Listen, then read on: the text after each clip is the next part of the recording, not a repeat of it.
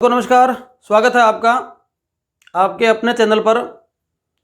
अपन ने एप्लीकेशन के ऊपर स्टैटिक्स के मॉक टेस्ट लिए थे और उस स्टैटिक्स के मॉक टेस्ट चूँकि आपके स्टैटिक्स दोनों पेपरों में है तो 5 टेस्ट अपन ने लिए थे, मीन मोड मीडियन का, स्टैंडर्ड डिविएशन का और फिर जो आंकड़े थे ग्राफिकल रिप्रेजेंटेशन, इनके अपन ने 5 टेस्ट लिए थे। इन 5 टेस्टों में कुछ सवाल थे जो कुछ बच्चों के मैसेज आए हैं कि सर उनका सॉल्यूशन आप थोड़ा बता दीजिए। तो उन सवालों को अपन जो मोस्ट ऐसे सवाल जो थोड़ा टिपिकल हैं, बाकी साधारण सवाल सारे नहीं ले रहा मैं, कुछ ऐसे सवाल जो कि टिपिकल हैं उनका अपन एक्सप्लेनेशन के साथ में सॉल्यूशन निकाल रहे हैं। देखो एक एक करके। पहला सवाल है, यदि 3 आंकड़े दे रखे हैं, 3 आंकड़े हैं 15, 20, 25 हैं, इनके माध्य विचलनों से योग होगा। इनका जो मीन डेविएशन किया उससे विचलन जो होता है उसका योग कितना होता है। तो आपको बता दूं कि जो मीन डेविएशन से योग होता है वो हमेशा 0 होता है। चाहे 3 आंकड़े हों चाहे 30 आंकड़े हों, कितने भी आंकड़े हों, हमेशा मीन डेविएशन का योग क्या होता है, 0 ही होगा। तो आंसर आपका सीधा आ जाएगा 0। करके देखना चाहो कर लो। ये 3 आंकड़े हैं 15, 20, 25। सबसे पहले इनका मीन निकालो, कितना हुआ, 15, 20, 35, 40 और 60 हो गए, 60 ही हो गए। 3 का भाग दिया, 3 है ना आंकड़े, 1 2 3 का भाग दिया तो मीन क्या निकल के आ गया, 20। एक्स बार कितना आ गया, 20। मीन डेविएशन कैसे निकालते हैं, एक्स माइनस एक्स बार, ये यहाँ पर एक्स की वैल्यू है। तो 15 माइनस 20, 20 माइनस 20 और 25 माइनस 20। देख लीजिए यहाँ पर -5 है, ये 0 है, ये +5 है, रिजल्ट क्या आया, 0। 3 हो चाहे 30 हो चाहे कितने आंकड़े हो, मीन डेविएशन से योग, टोटल ऑफ मीन डेविएशन हमेशा 0 होता है। माध्य विचलनों से योग हमेशा 0 होगा, आंकड़े कितने दे दें। ठीक है, 1 नंबर प्रश्न। दूसरा, प्रथम 5 प्राइम नंबर का मध्य होगा। पहली 5 अभाज्य संख्याओं का मध्य, प्राइम नंबर का मतलब अभाज्य संख्या है, ऐसी संख्या जिसमें खुद के और एक के अलावा किसी और का भाग नहीं जाता हो, वो क्या है, प्राइम नंबर है, अभाज्य संख्या है। इसमें सबसे पहले नंबर पे आती है 2, 1 को नहीं शामिल करते। 2 के बाद 3, 2 में खुद का ही भाग जाता है, 1 का जाता है, इसके अलावा किसी का नहीं जाता। 3 में खुद का जाता है, 1 का जाता है। उसके बाद 5, उसके बाद 7, 9 नहीं लिख सकते क्योंकि 9 में 3 का जाता है। उसके बाद में क्या, 11। 1 2 3 4 5 हो गए ना। इन 5 का अब इनका माध्य ज्ञात करना है, तो यहां पर जोड़ लो, 3 और 2 5, 5 और 5 10, 10 और 7 17, 17 और 11 28 हो गए। 28 में भाग दे दो 5 का, तो 28 में 5 का भाग देना, 5 25 और 3 5.6। तो पहली 5 अभाज्य संख्याओं का माध्य क्या होगा, 5.6 होगा। ठीक है, इसका आंसर हो जाएगा 5.6। ठीक है, ये कुछ चीजें याद फिक्स कर लेना क्योंकि इनमें से फिर निकालना नहीं पड़े एग्जाम के अंदर। 2 प्रश्न हो गए। तीसरा क्वेश्चन अगला दे रहा है, 1 3 5 6 x 10 का माध्य 6 है तो x का मान होगा। देखो भाई माध्य का मतलब क्या होता है, माध्य कब निकलता है, जब अपन जितने भी आंकड़े दे रखे हैं उनको जोड़ते हैं और आंकड़ों की संख्या का भाग देते हैं, तो माध्य निकलता है। ठीक है, इसका मतलब क्या निकला, ये 6 कहां से आया होगा, बता रहा अगला कि इसका माध्य 6 है, तो 6 कैसे आया होगा, उसने 1 को 3 को 5 को 6 को प्लस x को प्लस 10 को जोड़ा होगा, जोड़कर उसमें 6 का भाग दिया होगा, तब जाकर माध्य क्या निकला, 6 आया। इन सब को जोड़ा, 6 का भाग दिया तो माध्य 6 आया। अब ये समीकरण बन गई एक। अब क्या हो जाएगा, 1 + 3 + 5 + 6 + x + 10 बराबर 6 को उधर ले जाओ, 6 को उधर ले जाते ये भाग में इधर गुणा में चला जाएगा, 6 से 6 गुणा हुआ, कितना हो गया 36। अब इन सबको जोड़ लो, x को अलग कर लो, 10 16 16 5 21 22 23 24 25, तो 25 प्लस x बराबर 36 है। x को यहां रख लो, 25 को उधर ले जाओ, 25 को उधर ले गए तो 36 में से क्या घटे, 25 बराबर 11, मतलब x का मान क्या है 11 है, इसका मान 11 है। अब चाहे जोड़ के देख लेना, इसका मान 11 रखो। अब 10 और 11 21, 21 और 6 27, 27 और 5 32, 32 और 4 36, 36 में 6 का भाग दो, क्या आ जाएगा 6 आ जाएगा। तो इसका आंसर क्या हो जाएगा, इस x का मान है 11। ठीक है, आगे प्रश्न है 8 स्टूडेंट की लंबाई 150 सेंटीमीटर है, 8 बच्चे हैं जिनकी लंबाई 150 सेंटीमीटर है। यदि 2 और 145 और 155 के जुड़ गए तो अब मीन हाइट क्या होगी। भाई 8 स्टूडेंट की लंबाई 150 सेंटीमीटर है, 8 स्टूडेंट की यहां पर लंबाई नहीं, मध्य लंबाई, 8 स्टूडेंट की मध्य लंबाई 150 सेंटीमीटर है। मतलब क्या हुआ कि कुल लंबाई कितनी हो गई, 8 की मध्य लंबाई 150 सेंटीमीटर है। इसका मतलब उन सभी की लंबाई जोड़कर उसमें 8 का भाग दिया तब जाकर 150 आया था। तो उनकी लंबाई सबकी ज्ञात करनी है अपने को, तो अपन क्या करेंगे, पूरी लंबाई कितनी हो गई, पूरी लंबाई बराबर 150 गुणा 8, कितनी 1200 सेंटीमीटर। कितने बच्चों की, 8 बच्चों की पूरी लंबाई। अब 2 और जुड़ गए इसमें, एक जुड़ गया 145 का, एक जुड़ गया 155 का।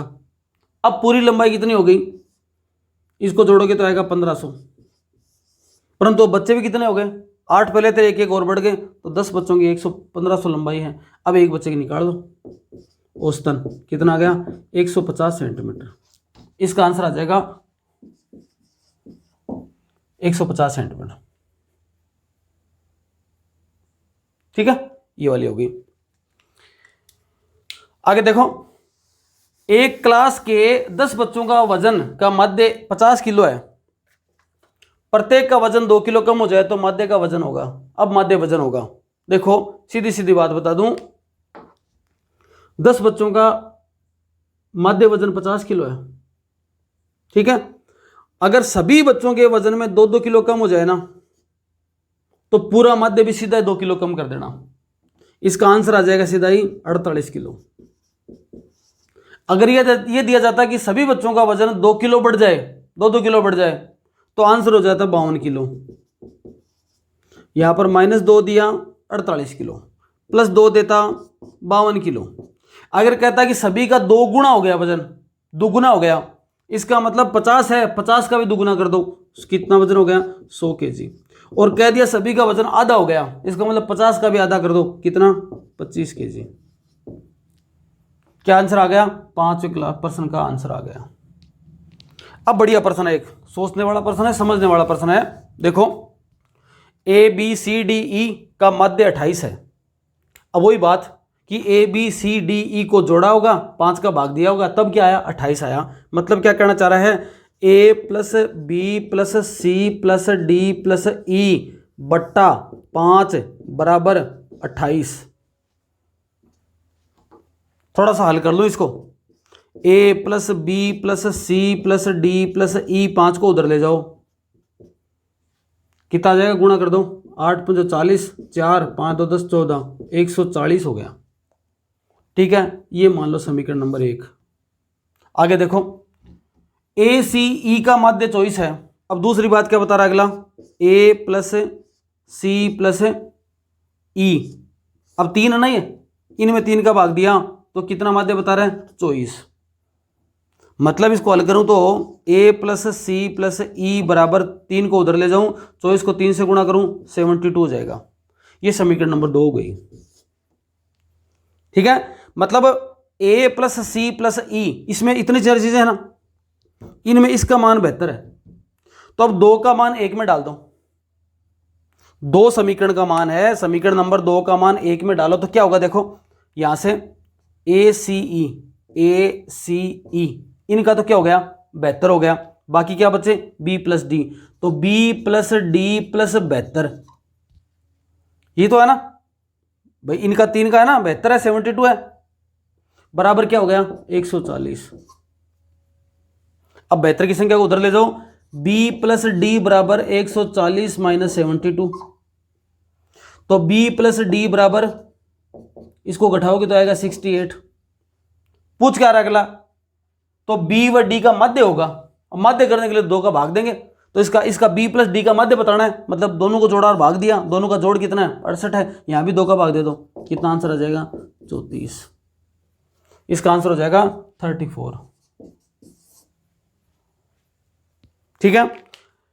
अगला प्रश्न दे रखा है 1 से 10 तक की धनात्मक विषम संख्याओं का मध्य होगा। विषम संख्याएं आप सबको पता ही है, 1 3 5 7 9 11, ये सब विषम संख्याएं हैं। धनात्मक इसलिए बोला कि ऋणात्मक बोलते तो -1 -3 -5 भी शामिल कर सकते थे, लेकिन केवल धनात्मक बोला तो 1 से 10 तक में 1 आता है, 1 से 10 तक में 3 आता है विषम, 5 आता है, 7 आता है, 9 आता है, इतनी आती हैं। इनका मध्य बताना, सीधा सीधा बात है, जोड़ लो। 3 1 4 5 9 9 और 7 16 16 9 25। 25 में संख्या टोटल कितनी है 5, 5 का भाग दो, क्या आ जाएगा मध्य 5 आ जाएगा इसका। धनात्मक विषम संख्या, विषम संख्या अगर ऋणात्मक भी देता तो -1 -3 वाली भी बात आ जाती, तो ये 5 हो गया। अगला देखो, दिए गए आंकड़े का मध्य x है तो मोड बताओ। ये बढ़िया प्रश्न है, मोड बताना है इसके अंदर। दिए गए आंकड़ा क्या है 3, x, 2, 4 और अगला कह रहा है इसका मध्य क्या है x है। तो सबसे पहले इस x की बीमारी मेटो, इस x का मान निकाले बिना तो आपके पास इसका तो मध्य मोड निकल ही नहीं सकता, क्योंकि चारों अलग अलग आंकड़े हैं। तो सबसे पहले इसका मान निकाल लो, इसका मान निकालने के बाद हो सकता है मोड निकल जाए। इसके लिए क्या बोल रहा है अगला, सबसे पहले आप मोड पे दिमाग मत लगाओ, आप इसका मध्य निकालो। मध्य अगला बता रहा क्या है, मतलब मध्य नहीं, ये संख्या निकालो, मध्य तो दिया हुआ है, तो इसका मध्य क्या है x है। ये कब आया, जब इन चारों को जोड़कर 4 का भाग दिया, 1 2 3 4 को जोड़कर 4 का भाग दिया ना, तब क्या आया x आया। तो 3 + x + 2 + 4 बराबर 4x। x एक जैसे ले लो चाहे तो, ये ठीक है, हो गया। अब इसको जोड़ो, 4 2 6 3 9, 9 + x बराबर 4x। उल्टा पलटा कर दो इसको, 4x बराबर 9 + x। इधर ले आओ x को, क्योंकि x की साइड में 1 आ जाएगा। 4x माइनस एक साइड में ले लो इसको, x बराबर 9, मतलब 3x बराबर 9। तो x बराबर 9/3 बराबर क्या आ गया 3। ये किसका मान आया, अभी मोड नहीं आया, इसका मान आया सूत्र में। ये जो बात बता रखी ना, यहाँ इसका मान निकाल दिया। अपने पास दे रखा है ना क्या, 3, x, 2, 4, ये मान आ गया अपने पास में। ये कितना है 3। अब आंकड़े पूर्ण हो गए। अब बता दो मोड, कौन सी संख्या ज़्यादा है, बहुलक जो ज़्यादा होती है तो ज़्यादा कौन है 3, 3 2 बार है, तो आंसर क्या आ जाएगा मोड 3 आ जाएगी। हालांकि इतना कर भी आप टिक कर देते परीक्षा में तो तुक्का लग जाता, लेकिन तरीका ये नहीं था। इसके बाद में आपको यहाँ पर मोड निकालना था। ठीक है, ऐसे करके टोटल 8 प्रश्न हुए। आगे चलते हैं अपन।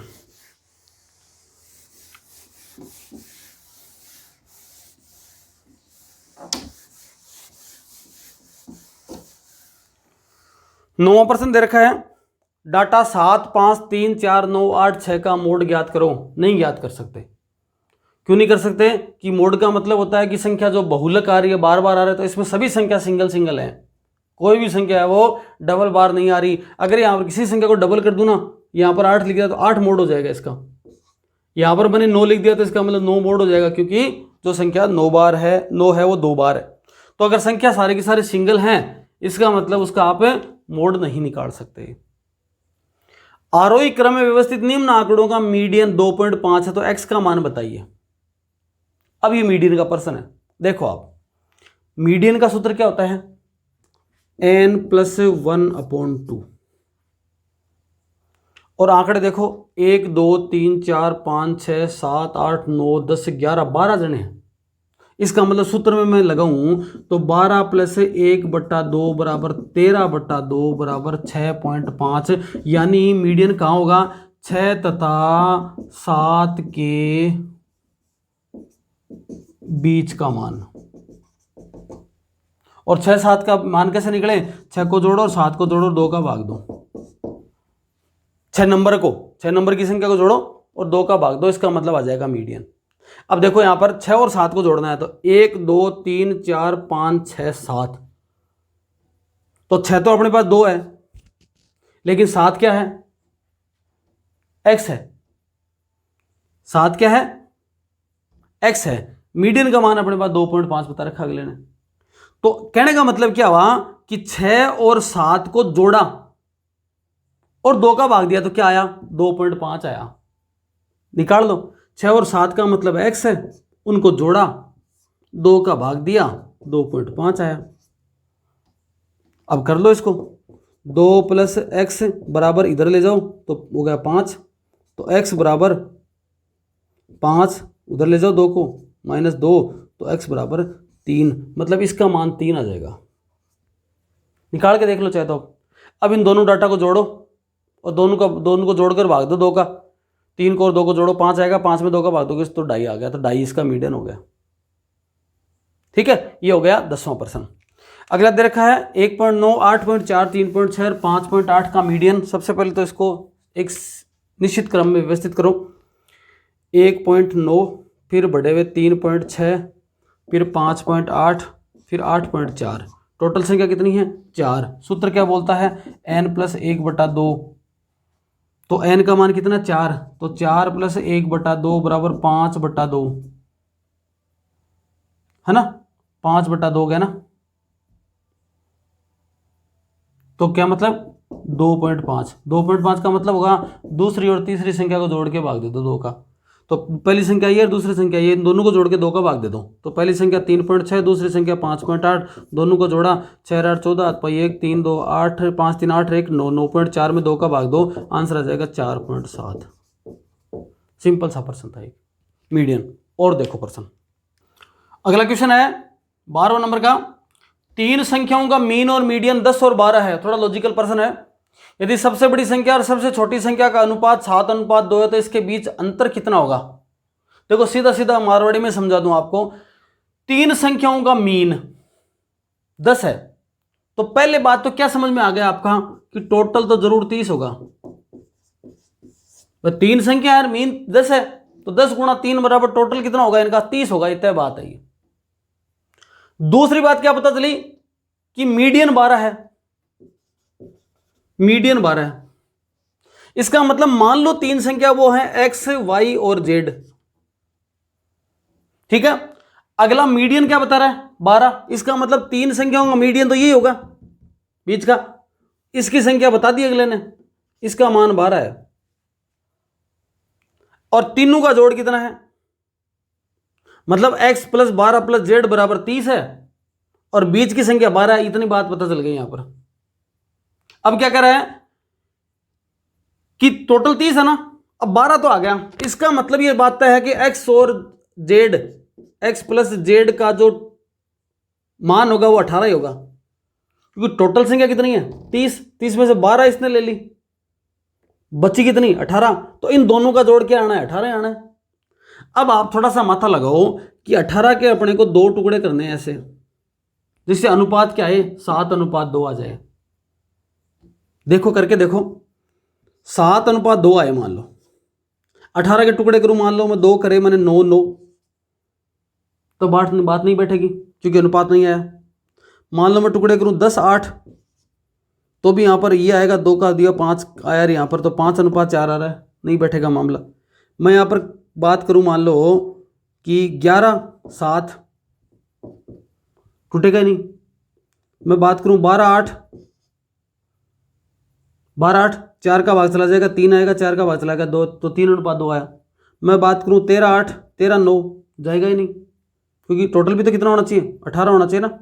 नहीं 12 8 18 होना चाहिए, 11 7 18, तो यहाँ पर 6 होता, 12 6 18, फिर 13 5 18। फिर मैं बात करूं 14 4 18, ये भी 18 हो रहा है। इसमें 2 का भाग दो, देखो 2 का भाग दे दिया 7 आया, 2 का भाग दे दिया 2 आया, आ गया ना काम। ये तो चाहिए अपने को। चाहते तो इसको भी जोड़ सकते थे अपन, 7 को डबल करते 14, क्योंकि 7 और 2 का जोड़ कितना 9, अपने को लाना क्या 18, तो 7 का डबल 14 हो गया, 2 का डबल क्या हो गया 4 हो गया। तो 14:4 हो गया। इसको 2 का भाग दिया तो इसका अनुपात कितना हो गया, 7:2 आ गया। तो बात तय हो गई भाई, टोटल आना चाहिए कितना, 18। इसका मतलब एक संख्या 14 है और एक संख्या 4 है। अब कौन सी किधर 14 लिखूं, क्योंकि जब मीडियन ये है तो इधर छोटी होगी इधर बड़ी होगी, तो इधर 4 आ गया इधर क्या आ गया 14। इसका मतलब ये बात तो तय हो गई कि संख्या कौन सी है, 4 है, 12 है, 14 है। इनका एक बार मिलान करके देख लो कि तीनों का मीन 10 आता है क्या, जोड़ो, जोड़ने पर 30 आता है, 3 का भाग दिया 10 आता है, मीडियन 12 है ही, कोई दिक्कत नहीं है। अब इनका अनुपात भी देख लो कि सबसे बड़ी संख्या 14 है, सबसे छोटी संख्या 4 है, इनका अनुपात आता है क्या, 7:2, 7:2 है। अब उत्तर बताओ तो इनके बीच कितना अंतर होगा, किसके बीच में, बड़ी संख्या और छोटी संख्या। तो बड़ी संख्या 14 है, छोटी संख्या 4 है, उसका अंतर पूछा अगला, तो अंतर कितना है 10। आंसर दे दोगे 10। यहां अगला ये भी दे देगा ऑप्शन में, सबसे पहले 14 देगा ऑप्शन में, क्यों आपको लगा कि हाँ 14 मिल गया, इसका मतलब ये आंसर होगा, इसका आंसर हो जाएगा 10, तो उत्तर आ जाएगा 10। प्रसरण 121 है तो एस डी ज्ञात करो। एस डी का सीधा सीधा फॉर्मूला है, एस डी बराबर वेरिएंस को अंडररूट कर दो। तो 121 का अंडररूट मतलब क्या हो गया 11। अगर प्रसरण दिया होता है एस डी पूछता तो 11 को 11 से गुणा कर देते, 121 आ जाता, वर्ग हो जाता उसका। अगला प्रश्न है 10, 11, 9, 11, 9 का एस डी ज्ञात करो। ज्ञात करके देख लो भाई, एक निकाल के देख लेते हैं कैसे निकलते हैं एस डी, देखो पता भी चल जाए आपको, थोड़ा रिवीजन हो जाए। 10, 11, 9, 11, 9। सबसे पहले तो मीन निकालना पड़ता है एसडी में, स्टैंडर्ड डेविएशन में। तो 10, 11, 21, 21, 9, 30, 30 और 20, 50। इसका टोटल कितना है 50। मीन कैसे निकलेगा, 50 में किसका भाग दूं, 5 का। संख्या कितनी है 5, कितना आया मीन 10 आया। अब मान निकालो x माइनस एक्स बार। सूत्र है अपने पास में इसका sigma D summation D square upon N under root. तो अपने को ये चाहिए डी स्क्वायर, तो डी का मतलब ये सबसे पहले डी है, डी का मान ये आया x माइनस एक्स बार। तो देखो 10 माइनस 10 बार, 11 माइनस 10 बार लिखने की जरूरत नहीं है, 9 माइनस 10, 11 माइनस 10, 9 माइनस 10, क्या हुआ 0, 1, माइनस 1, 1, माइनस 1। शुरू में बता रखा था आपको कि माध्य विचलनों का योग 0 है, तो इन चारों को जोड़ दो, देखो 0 ही आएगा। ये डी का मान आ गया। अपने को क्या चाहिए डी स्क्वायर, इसका स्क्वायर कर दो, 0 का स्क्वायर यहाँ पर 0 ही है, 1 का स्क्वायर क्या 1, इसका भी 1, इसका भी 1, इसका भी 1, केवल चिन्ह हट गए, तो कितना आया मान 4 आया। ये मान 4 आ गया पूरा, तो सूत्र में डाल दो 4/√5। हल करो, इसको कर सकते हैं हल, क्योंकि इसका निकल जाएगा, वर्गमूल निकल जाएगा, इसका अंडरूट निकल जाएगा इसका, तो इसका अंडरूट कितना होगा 2 निकल जाएगा, तो ऊपर वाले का तो क्लियर हो गया 2, नीचे वाले का निकला नहीं है, इसका अंडरूट लगा दो, ये आंसर हो गया। तो इसका आंसर हो गया 2/√5 किसका 10, 11, 9, 11, 9 वाले का। ठीक है, आगे देखो 10 प्राकृत संख्याओं का एसडी, नेचुरल नंबर का एसडी बताना है, इसको रट लेना सीधा सीधा, आंसर हमेशा 2.87 होगा। जोड़ लेना इसको, तो 1, 2, 3, 4, 5, 6, 7, 8, 9, 10 उनको जोड़ लेना, फिर एसडी निकाल लेना 2.87 फिक्स याद कर लो इसको। एक दे रखा है 20, 20, 20, 20 ऐसा कुछ दे रखा है 5 बार, उसका एसडी अगर सारी संख्याएं समान हो ना तो एसडी हमेशा 0 होता है, याद कर लेना इसको। निकाल के देखना चाहो तो देख लेना चाहे तो सभी का टोटल 20, 20, 20, 20, 20। पहले तो इनका मीन निकालना, 100 हो गए, 100 में 5 का भाग दिया कितना आया 20, फिर वही तो 0, 0 मतलब 0 आया एंटी बैठनी, तो इसका मतलब इसका मान हो गया 0। ये कुछ ऐसे सवाल थे जो अपन ने ऐप के ऊपर डाले थे, और कुछ बच्चों के ऐसे थे कि सर कुछ ऐसे सवाल हैं जिनको आप सोल्व करा दो। मेरे अलग अलग बच्चों ने अलग अलग क्वेश्चन की सोल्व करने की मांग करी थी, मैंने जितने भी डाउटेबल क्वेश्चन थे वो 16 आपको हल कर दिए। धन्यवाद।